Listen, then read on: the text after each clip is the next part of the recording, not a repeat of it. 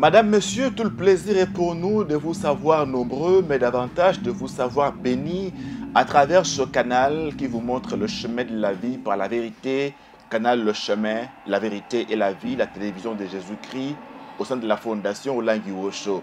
Bienvenue dans ce programme spécial consacré aux 30 ans de la jeunesse chrétienne combattante que nous célébrons ici à Kinshasa, où nous avons les délégations de tous les sièges de la fondation Olangi Osho, environ 154 qui sont représentés ici à Kinshasa, des sièges qui sont donc éparpillés dans 54 pays environ du monde qui sont ici à Kinshasa pour célébrer le Seigneur pour l'impact que la JCC a produit dans la vie de ces jeunes et enfants qui sont venus pour rendre grâce à Dieu pour tout ce qu'il a fait en termes notamment de délivrance. Et aujourd'hui, nous avons l'honneur de recevoir pour vous un siège qui nous vient du siège de la fondation Olangi Osho de Bangui. Nous sommes là en Centrafrique, le couple Adala, papa héritier et maman Madeleine Adala, qui ont donc expérimenté ce Dieu de la JCC qui les a sortis des profondeurs de la malédiction. Ils ont l'occasion de nous le dire, expressis verbis, en vue de votre édification, en vue de la gloire de ce Dieu que nous sommes venus célébrer ici, à la Cité de Triomphe. Papa et maman Adala, shalom. Shalom. Comment allez-vous? Ça va, merci. Tout se passe bien à Kinshasa? Tout se passe très bien par la grâce de Dieu. Alors, on va commencer par maman. Comment se déroulent ces festivités des 30 ans selon vous? Bon, selon moi, ça se déroule bien, ça se passe bien. Sur les points spirituels, nous sommes bénis par différents serviteurs de Dieu qui nous interpellent par leurs enseignements et nous sommes bénis. Alors, qu'est-ce qui a déjà captivé votre attention depuis que nous avons commencé? Bon, ce qui a captivé mon attention, c'est le fait que les gens sont venus de partout ailleurs dans le monde. Okay. Ils sont venus remercier, rendre grâce à Dieu pour les merveilles que les dieux des papas et des mamans Olangi ont effectuées dans leur vie.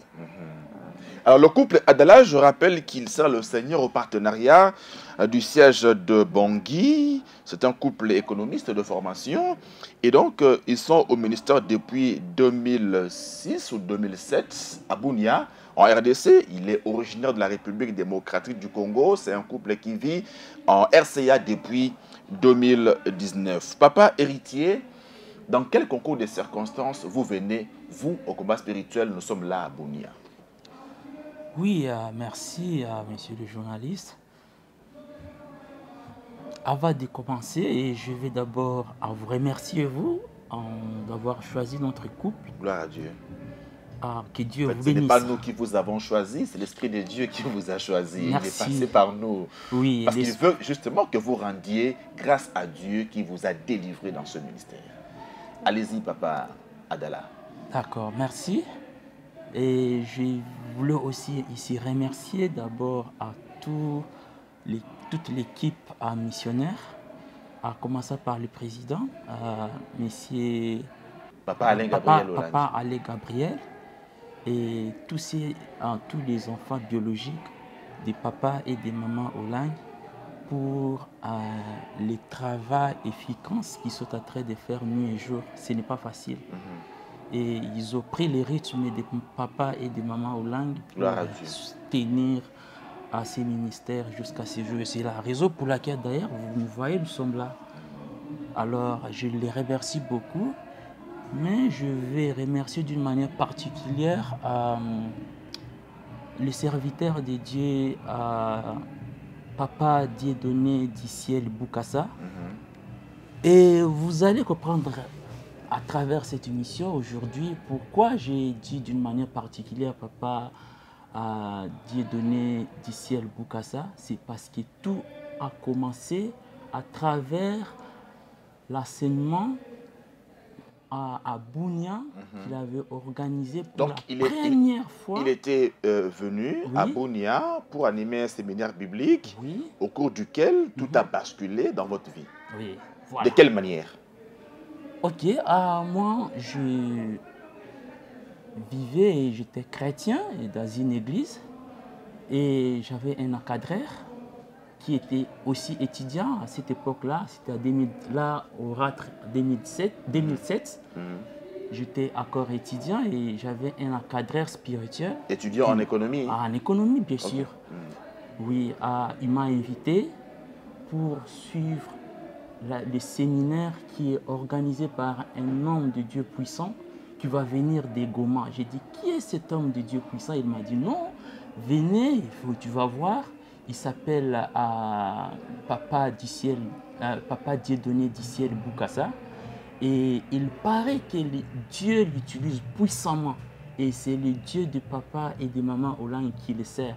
Et c'est le même Dieu de Moïse, le Dieu d'Abraham, le Dieu d'Isaac, le Dieu de Jacob, le Dieu de Daniel, le Dieu de Meshach, Abednego et Shadrach. C'est le même Dieu qui fit avec ces gens que papa et maman Hollande ont servi. Et il continue à agir à travers papa Dieudonné du ciel Bukasa. J'ai dit, ah bon, ça va, je suis intéressé, et surtout comme tu es notre encadreur, moi je serai là. Et les jours J, j'ai été là, et là, on n'était pas encore fiancés avec madame, mon épouse, et que je salue sa présence et sa douceur. Formidable, formidable. Regardez comment elle est en train de sourire, ça lui va droit au cœur. Je suis vraiment content et je suis honoré par sa présence. D'ailleurs, vous voyez, je suis vraiment content par la présence de madame, mon épouse. Alors, vous allez justement à ce séminaire-là, Maître Dieudonné Bukasa du ciel, que nous saluons en passant, lui et son épouse et toute la famille. Alors, qu'est-ce qui vous maintient au ministère à partir de ce séminaire-là? Merci pour la question. Oui, vous serez d'accord avec moi que pendant le séminaire qui était animé, un séminaire d'une semaine, du lundi au samedi et avec la clôture le dimanche, et on a fait avec une action de grâce, c'était vraiment merveilleux.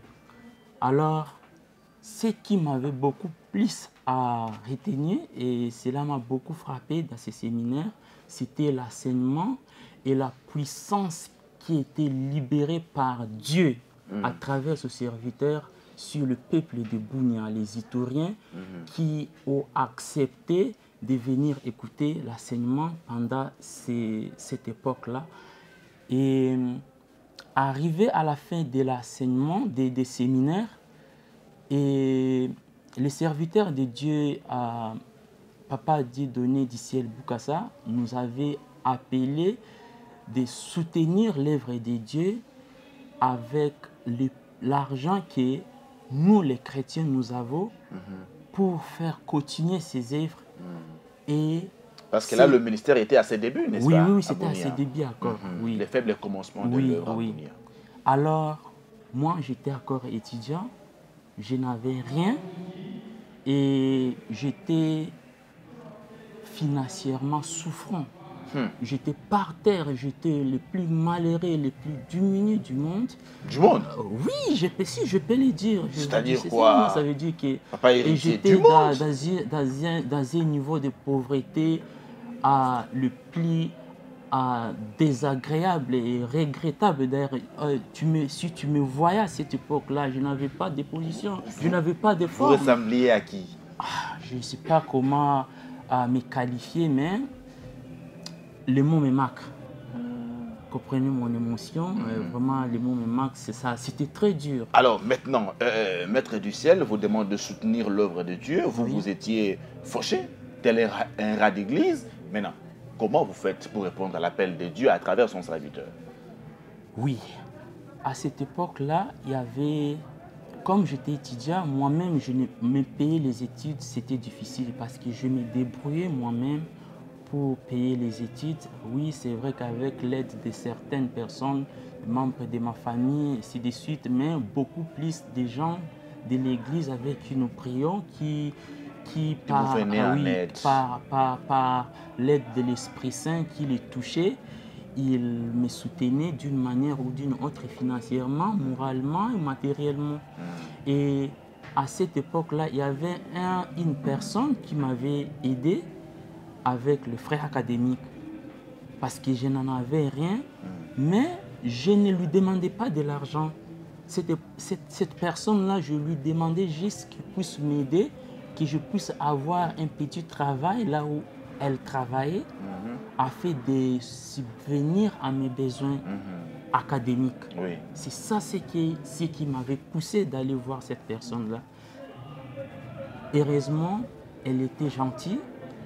Elle avait cherché quelque chose pour moi. Elle avait voulu me connecter pour me donner le travail. Et oui, à cette époque-là, en tant qu'étudiant, ce travail-là pourra m'aider et me faire étudier. Mais je lui ai dit, vu la condition de ce travail-là, cela ne va pas me permettre d'étudier au même moment de travailler. D'où, comme je vais encore étudier, je ne peux pas lâcher l'étude pour ce travail-là, car bien même elle m'a trouvé l'opportunité. Je lui avais dit qu'elle m'excuse. Ok, alors maintenant, par rapport à l'appel de Maître du Ciel. Oui, après cela, elle m'a soutenu maintenant financièrement. Elle m'a donné un peu de l'argent pour que je puisse aller payer les études. Et lorsqu'elle m'a donné l'argent, je n'ai pas payé. Et c'était pendant la période du séminaire. Et j'ai pris le paie que j'avais, j'ai mis dans l'enveloppe et j'avais remis. Comment cela s'est passé? Lorsqu'on faisait l'appel des fonds, les séminaristes nous a dit d'amener ce que nous avons et que nous venons prendre d'abord l'enveloppe. Il s'était mis à l'hôtel. Il nous a dit que chacun vienne prendre et qu'on fasse avec foi. Qu'on le fasse avec foi. Et nous verrons comment ce Dieu agit dans la vie des fidèles. De ceux qui croient à ce Dieu-là. Et comme je n'avais pas de l'argent, je me suis dit, je vais aller prendre l'enveloppe. Mais ce que j'ai mis dans ma valise là, qui était pour les frères académiques, je ne sais pas aussi où je vais trouver encore de l'argent ailleurs. Mais je vais prendre quand même le paie que j'ai, je vais mettre dans l'enveloppe. Je vais aller essayer de donner à ce Dieu et voir ce qui se passera après. Alléluia. Et je l'ai fait avec foi. Mais ce qui était étonnant, lorsque je partais prendre l'enveloppe, il y avait plusieurs personnes qui venaient prendre l'enveloppe. Malgré votre état misérable. J'étais malheureux, mal habillé, très sale. J'étais parmi les gens qui partaient aussi prendre. Et ce n'était pas un montant moindre. Et en tant qu'étudiant, très sale. C'était combien, papa héritier? C'était 50 $. Mais pour moi, les 50 $, c'était comme 5 millions à cette époque-là. 5 millions de $. Oui, 5 millions de $. Pour moi, les 50 $, là, ça représentait 5 millions de $. Et j'ai pris ça, j'ai mis ça dans l'enveloppe.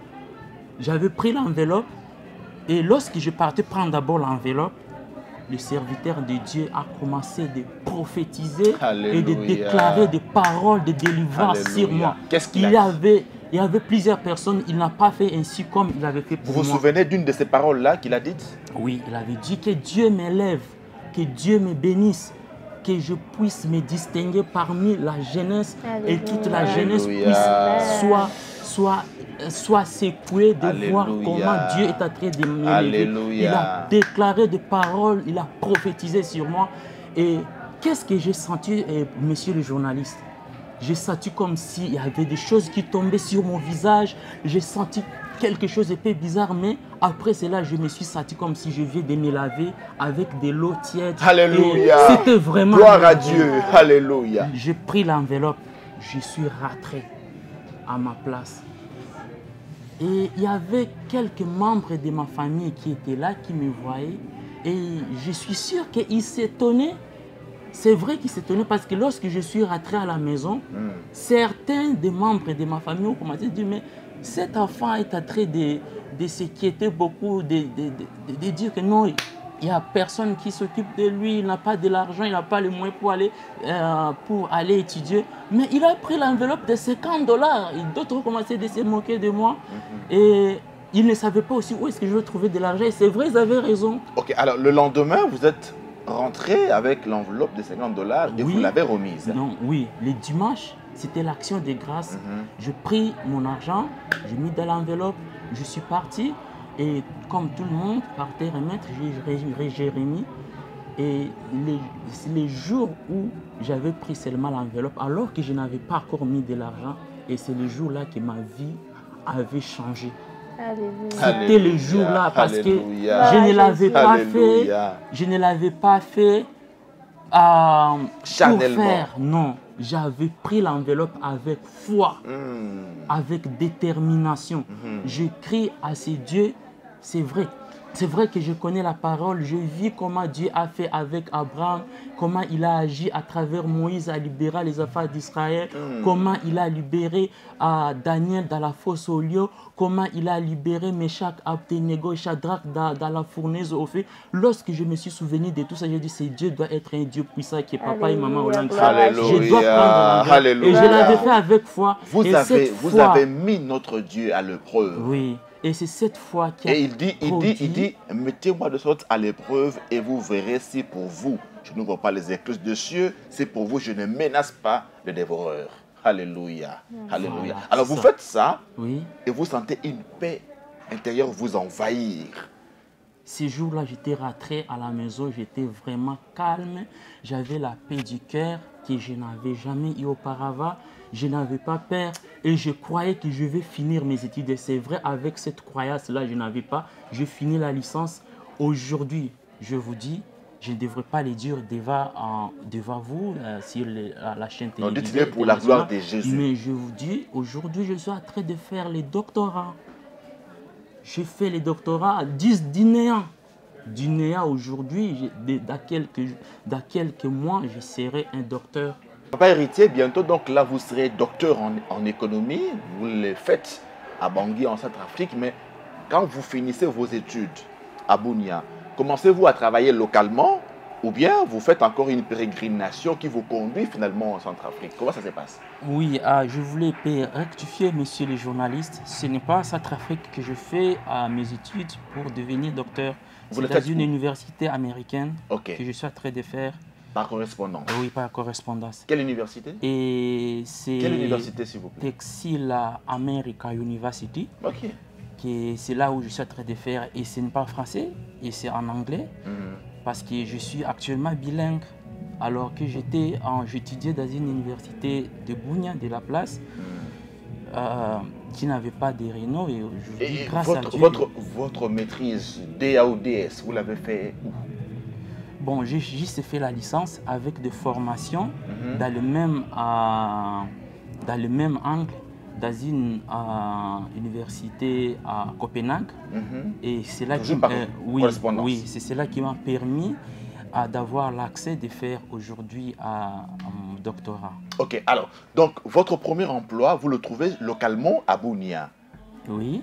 Et là, l'histoire, après avoir sémé tout Dieu m'a fait grâce, je finis les études. Après avoir fini les études de la licence à Bunia, j'ai eu mon premier emploi et j'étais envoyé à Kisangani. Je travaillais là-bas, je suis rentré à Bunia, je fais quelques mois et j'avais eu un bon salaire qui m'a permis d'aller étudier, qui m'a permis d'aller étudier à l'étranger. Je suis parti étudier à l'étranger. Un bon salaire qui vous permettait de considérer 50 dollars comme 5 millions de dollars? Plus que ça. Et cela m'a permis d'aller étudier à l'étranger. Je suis parti, je fais l'anglais et je fais l'informatique. Et c'est cela d'ailleurs qui a permis aujourd'hui que vous voyez, si je fais aujourd'hui le doctorat en anglais, c'est parce que j'avais fait l'anglais, la formation d'abord avant. Et je suis rentré à Bunia. Donc, lorsque je rentre à Bunia, j'ai rencontré les frères qui m'avaient invité pour le séminaire du Maître du Ciel à Bunia. Et il travaillait quelque part et il m'a vu juste arriver de l'étranger avec l'anglais à la bouche, avec la maîtrise de l'informatique. Il a dit non, je dois m'attacher à toi. Même si je suis ton encadreur, je vois quelque chose de chez toi, Alléluia. tu vas m'aider, je vais comprendre l'informatique, tu vas aussi m'aider pour d'autres choses que je ne sais pas. Ce que toi tu sais, tu vas aussi m'aider. Alors j'ai accepté tout de suite parce que c'est mon encadreur. Il m'a aidé d'abord, il m'a connecté avec un ministère chrétien de combat spirituel qui m'a fait, qui a boosté ma foi. Alléluia. Et c'est vraiment une bonne chose pour moi. Alors, oui. De Goma, comment vous vous retrouvez en Centrafrique? Oui, de Bunia d'abord, je me suis retrouvé à Goma. Oui. Parce que lorsque je travaillais, Dieu m'a fait grâce là où mon frère, là, mon encadreur travaillait. Dieu a permis que je puisse avoir un travail. J'ai eu un travail là-bas, ça test, ça interview, ça quoi. Je suis parti, lui, il m'a dit juste aller voir notre chef. J'étais parti voir le chef avec foi que moi je sers à la JCC. Le Dieu que je sers à la JCC, parce que là, lorsque je travaille, même mes premiers salaires, j'utilisais toujours pour soutenir l'œuvre de Dieu. Alléluia. Et je suis parti voir leur chef avec foi. On m'a fait signer un contrat, sans interview, ni test écrit, ni quoi que ce soit. Je ne le connaissais pas. Il est d'ailleurs un musulman, le numéro 1 de cette ONG-là. Il m'a juste... ONG internationale? Oui, internationale, bien sûr. Alors, il m'a fait signer un contrat. Quelques jours après notre rencontre avec lui aussi, juste parler, je lui ai dit non, je suis informaticien à formation, je suis économiste à formation, je connais beaucoup de choses, je peux faire quelque chose pour pour cette ONG, pour émerger votre travail. Et il a accepté. C'est ce que j'ai fait et ce que je connaissais. J'ai mis cela en pratique. Je fais une base de données pour cette entreprise-là. Cela a été merveilleux. Il a accepté cela. C'est comme ça que il m'a fait signer un contrat. J'ai commencé de travailler. J'ai travaillé. Après cela, j'ai fait 1 an et 6 mois. J'ai eu un autre travail à la MONUSCO. Et là, je devrais être déployé à Goma. Parce que le poste était basé à Goma. Oui. J'ai quitté ces ONG-là, je leur ai dit non, ça va maintenant. Et Dieu a fait grâce, j'ai trouvé un autre travail. Je suis maintenant vers la fin de ma mission avec vous. Je suis désolé de vous le dire, mais je dois partir parce que Dieu veut me tracer un autre chemin professionnel. Et j'ai écrit la lettre de démission, j'ai laissé et j'ai signé. J'ai signé un autre contrat avec la MONUSCO et j'ai pris l'avion des Nations Unies. On m'a amené à Goma. Et là, j'ai évolué, j'ai travaillé. Quelques temps après, on s'est marié avec ma femme parce qu'en 2012, là, on a commencé notre fiançailles avec elle. Vous l'avez connue à la JCC toujours? Oui, non. Elle n'était pas à la JCC. Oui. Mais moi, j'étais à la JCC. C'est moi qui l'avais invitée maintenant à la JCC. Okay. Lorsqu'on s'est connu avec elle en 2012, je lui ai dit non. Le Dieu que je suis en train de servir là, c'est un bon Dieu, c'est un grand Dieu, c'est un Dieu fort. Tout ce que nous lisons dans la Bible, c'est que ce Dieu a fait à Abraham, Isaac, Jacob, tout, c'est le même Dieu qui continue avec papa et maman Hollande. Viens qu'on puisse aller commencer à suivre les enseignements parce que les enseignements que j'ai suivis là-bas, c'est des enseignements avec des grandes ampleurs. Ça fait grandir la foi. Et tu ne seras pas déçu si tu viens à la JCC. Elle avait accepté, elle m'avait suivi et on a évolué jusqu'aujourd'hui. Okay. Alors avec la MONUSCO à Goma et ensuite en RCA? Oui, à Goma, à un moment donné, on disait non, on doit diminuer l'effectif des agents des Nations Unies parce que le budget est aussi réduit et on doit voir dans chaque section et qu'on doit voir qui on va abolir ce poste parce que le budget ne va pas permettre de payer les fonctionnaires. Tout à fait. Et tout le monde était paniqué. C'était vraiment des paniques. Vous étiez paniqué? Non. En tant que fils de Dieu, en tant que croyant en Jésus, rien ne m'avait arrivé. J'étais traqué. Je disais à mes collègues, avec les gens avec qui nous travaillons, pourquoi paniquez-vous? Avant que la MONUSCO vienne, les gens vivaient. après que la MONUSCO va partir, les gens vont vivre. Et pourquoi vous êtes en train de vous paniquer? Et ceux qui ne croient pas, et ceux qui même, il y a même des gens qui sont des chrétiens qui disent, mais toi héritier, qu'est-ce que tu es en train de dire comme ça? Tous ils se sont soulevés contre moi et c'est comme si je suis venu jeter le feu l'huile sur le feu. Finalement, pour des contraintes budgétaires, certains postes ont été supprimés, dont le vôtre. Et comme je le disais comme ça, un poste a été supprimé, c'était un seul poste. Et c'était mon poste qui était supprimé. Et avant même que le poste était en train d'être préparé pour la suppression, je leur disais que n'ayez pas peur. Il n'y a rien qui puisse nous faire peur si on perd ces postes. Alors comment vous réagissez quand on supprime votre poste? Ma réaction était les chants que je leur chantais.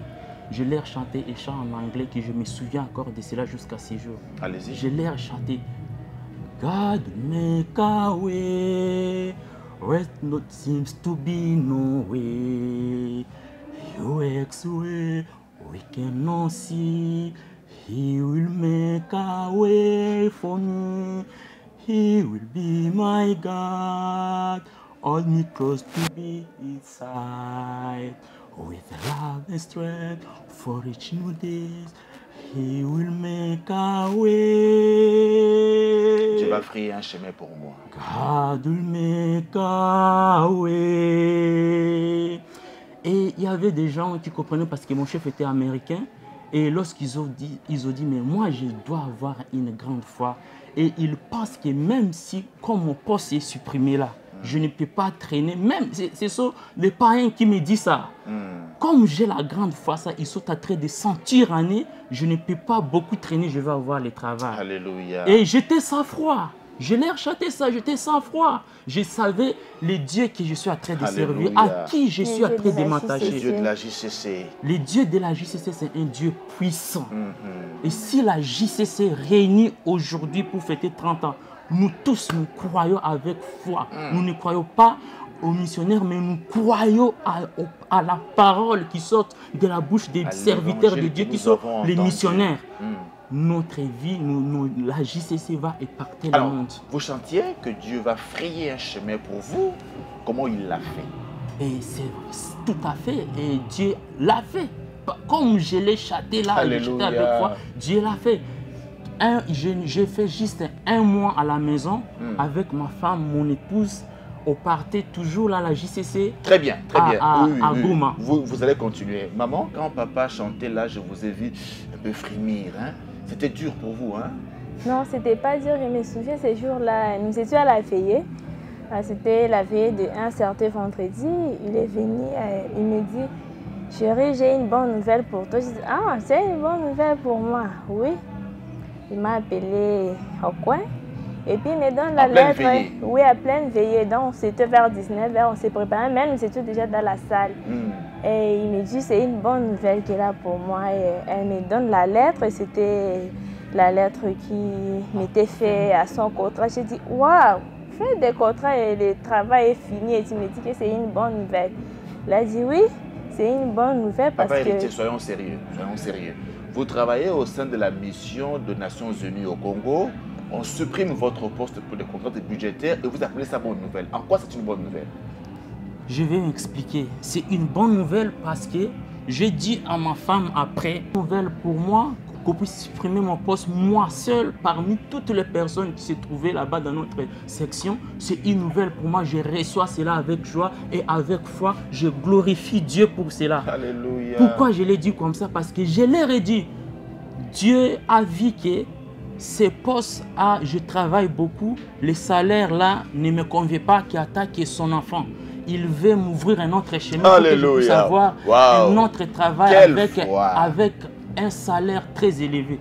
Et vous allez comprendre tout de suite. Tout concourt au bien de ceux qui aiment Dieu. Alléluia. Je leur ai dit ceci.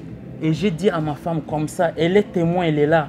Je n'ai pas mâché mes mots lorsque j'étais en train de leur dire que ce travail, Dieu a voulu que mon poste seul soit supprimé parce que il veut me donner un travail avec un salaire plus élevé que ça. Alors, maman Madeleine, humainement parlant, vous n'étiez pas un peu secoué au regard des avantages auxquels papa avait droit, le salaire qu'il touchait aux Nations Unies? Est-ce que vous n'étiez pas un peu en train de regretter humainement parlant? Bon, j'ai regretté, j'ai été secouée et je me demandais comment est-ce qu'on va vivre. Et c'est ce qui m'a fait peur. Je n'avais vraiment pas l'espoir. Alors je disais c'est fini. Mais la foi qu'il avait, c'est ce qui me soutenait, il me consolait toujours. Non, ça va aller, tu as un plan merveilleux. Ça va aller. Généralement, ce sont les mamans qui sont plus fortes. Vous n'étiez pas assez forte hein, pour ça. À cette époque-là, je n'étais pas forte. Hein. Et maintenant, c'est comment? C'est vous qui êtes plus forte que papa? Bon, pas plus forte que papa. Mais c'est équilibré. C'est presque équilibré. Alors, Dieu a finalement frayé un grand chemin pour vous. C'est un chemin ou un boulevard? C'est plus que le boulevard des 30 juin. C'est comme les Champs-Élysées, vous voulez dire? Ah oui, c'est vrai. Hein?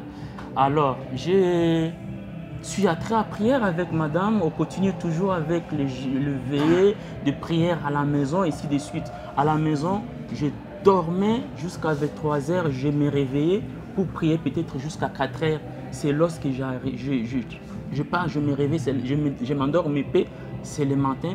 Peut-être je vais aller jusqu'à 8 h, 9 h comme j'étais à la maison, en train d'attendre un grand travail que Dieu est en train de préparer pour moi. Je restais, je ne faisais que prier et pas d'autre chose. Prier, prier, prier et s'endormir peut-être vers 4 h, très fatigué. Alors là, je vais avoir des révélations. Le miracle arrive. Oui, des révélations d'abord. Révélations. Je vais écouter une voix. Il y a une personne que je ne vois pas, mais qui est en train de parler et qui avait 2 listes dans ses mains. Et sur la première liste, il y avait le nom de 11 personnes.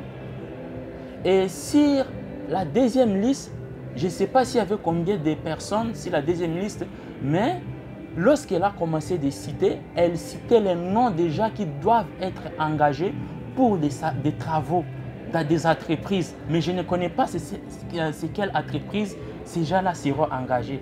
Mais j'ai commencé seulement à écouter. C'était après la prière que j'ai fait, la nuit jusqu'à 4 h, je me suis endormi un peu, que j'ai eu cette révélation, que j'ai commencé d'écouter la voix. Et la personne a commencé de citer les noms des personnes. 1, il a cité 2 jusqu'à 11. Voilà. Alors, et la première liste, 11 personnes citées, la voix s'est éteinte, c'est fini. Et la personne a pris la deuxième liste, il a commencé de citer. Il a appelé héritier Adala Olivier. C'était mon nom. Et je pensais que la voix va continuer de citer l'autre nom. Et c'était seulement fini. C'était le seul nom qui était sur la deuxième liste. Oui. Et la personne m'a dit, il a dit, toi, le 28 décembre, tu vas commencer le travail. Je vous dis, c'est comme ça, tel que je suis en train de vous transmettre. Je ne mens pas, Alléluia. Je ne suis pas en train d'ajouter d'autres choses, non. C'est ce que j'ai écouté, c'est authentique. Je vous transmets ce que j'ai vécu et ce que j'ai écouté. Toi, tu vas commencer le travail le 28 décembre. Je n'ai pas postulé, je n'ai pas mis le CV quelque part. J'ai dit, ça va, merci. J'ai dit à ma femme le matin, elle est témoin, je lui ai dit, j'ai écouté la voix aujourd'hui. La voix là m'a dit que je veux commencer le travail le 28 décembre. Et il y avait d'autres personnes, 11 personnes qu'on avait citées sur la première liste, dont je ne connais pas ces gens-là. Là, vous étiez au mois d'octobre ou novembre? On était au mois de octobre.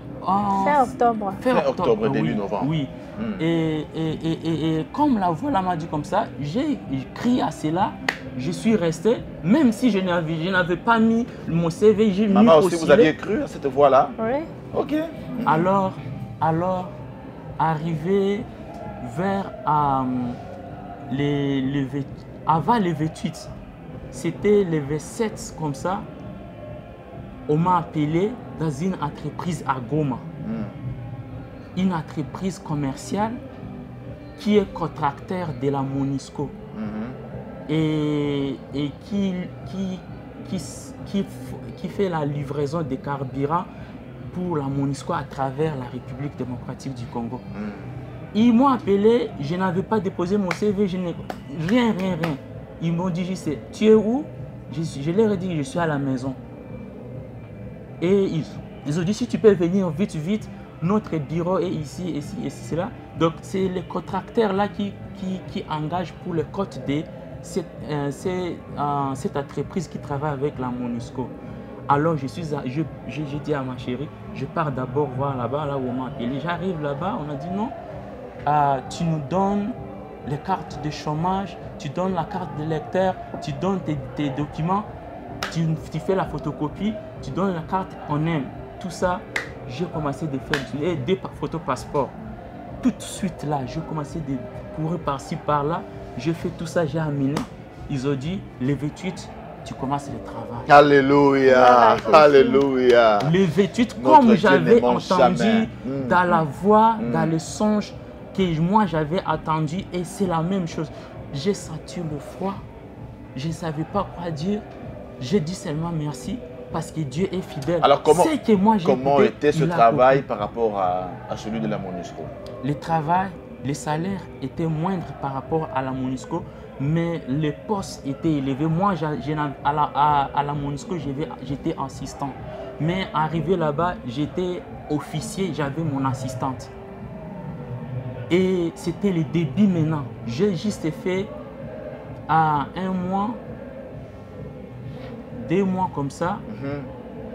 Et un jour comme ça, j'ai vu un message entré dans mon boîte mail privée qui n'est pas de l'entreprise, soit disant que si je vais, que je puisse confirmer ma disponibilité pour aller travailler comme expatrié.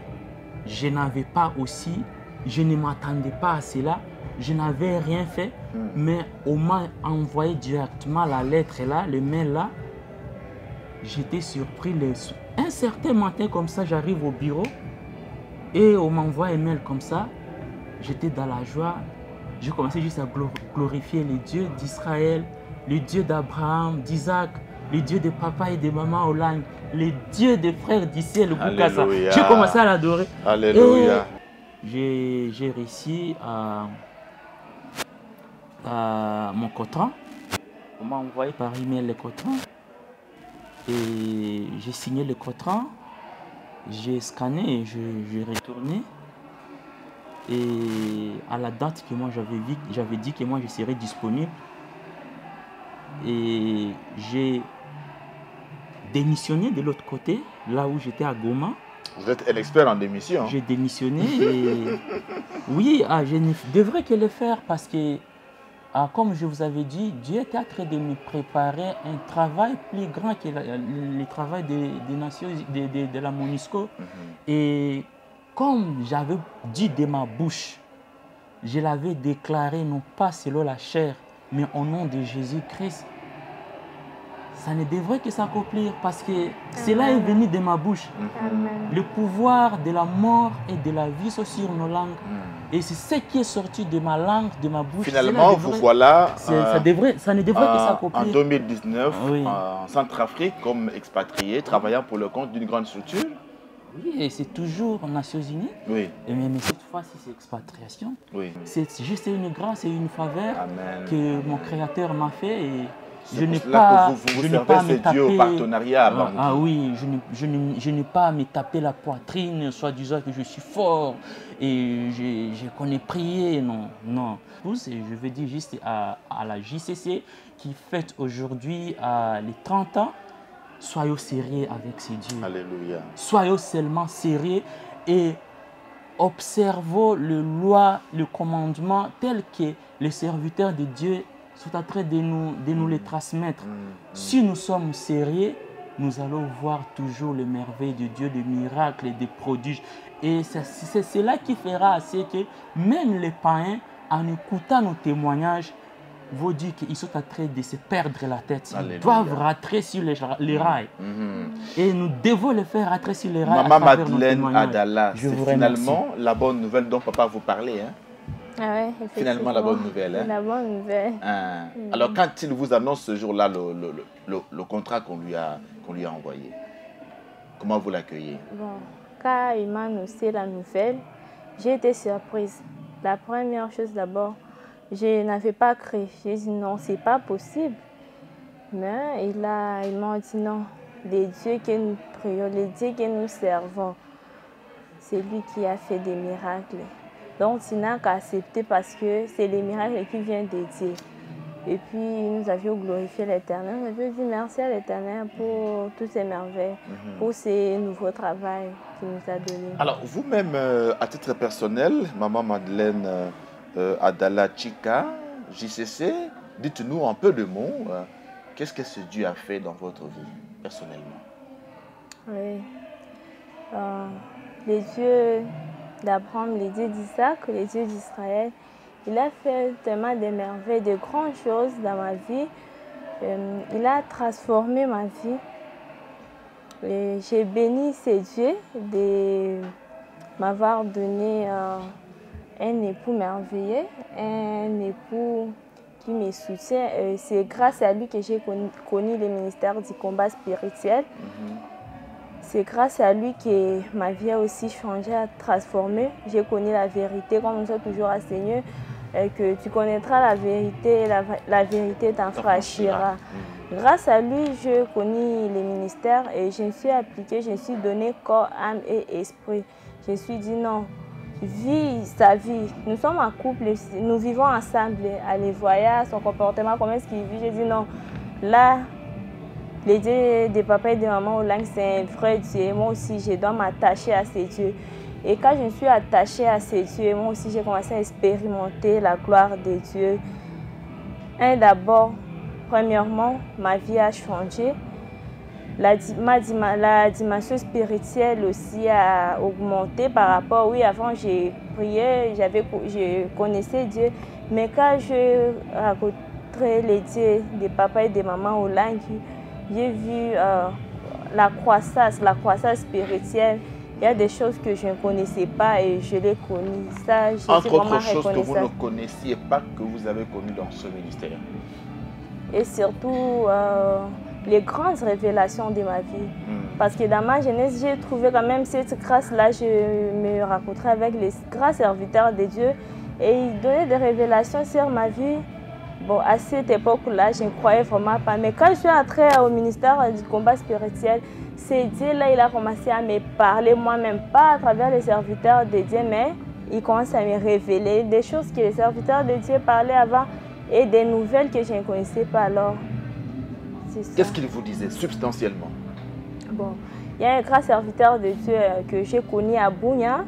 Il me disait, ma fille, toi tu seras délivrée, mais bon, à un moment donné, j'ai traversé une période très difficile. J'étais malade. Bon, j'ai parcouru des hôpitaux par-ci, par-là, mais je n'avais pas vraiment la solution. Toutes sortes de médicaments, j'ai pris, mais cela ne m'avait pas donné la solution. Et quand je me suis rencontrée avec cet homme de Dieu, il a dit, ma fille, Dieu a vraiment des plans merveilleux pour ta vie. Et il va te délivrer, mais ta délivrance ne sera pas ici à Bounia. Tu seras délivré dans un autre pays, mais je ne sais pas où. Et effectivement, quand on s'est marié avec mon mari, je suis allée les rejoindre à Goma. Et c'est là que je me suis attachée vraiment à profondeur. Je me suis attachée au Dieu des papas et des mamans au Langui, au Dieu de la JCC. Et c'est là qu'il commence à me révéler encore des choses cachées. Et c'est là que vous avez obtenu votre guérison. Oui, et c'est là, quand j'ai commencé à prier au ministère du combat spirituel, vraiment ma vie a changé totalement. Que ce soit spirituellement, physiquement, mentalement, tout a changé. Merci beaucoup, papa et maman Adala. Je vais demander à papa Adala de conclure rapidement ce témoignage. Oui, en conclusion, je remercie seulement Dieu de tout mon cœur. Je remercie les dieux que nous sommes en train de servir, les dieux pour qui nous sommes réunis pour ces 30 ans d'anniversaire de la JCC, c'est un Dieu puissant. Il a fait des merveilles dans la vie de plusieurs personnes, entre autres moi, qui vous témoignent aujourd'hui. Et je pense qu'il y a aussi plusieurs JCC qui ont aussi des témoignages. Et je veux vous dire que j'ai encore d'autres témoignages aussi puissants. Vous aurez l'occasion, d'autres occasions, papa. Je m'arrête là. Soyez et bénis. Je pense qu'une autre occasion va se présenter. Je vais encore témoigner. Soyez bénis, papa et maman Adala. Amen. Bonne fête de la JCC. Merci pareillement. J'ai aimé quelque chose que papa héritier Adala a dit. JCC, soyons sérieux avec Dieu, parce que notre Dieu n'est débiteur de personne. Il l'a mis à l'épreuve en donnant les $50 qui étaient réservés à ses frais académiques. Et c'est Dieu qui rend à chacun selon ses œuvres, à honorer sa parole, à honorer la foi de son fils.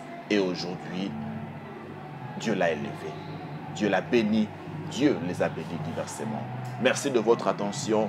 Une fois de plus, bonne fête de la JCC.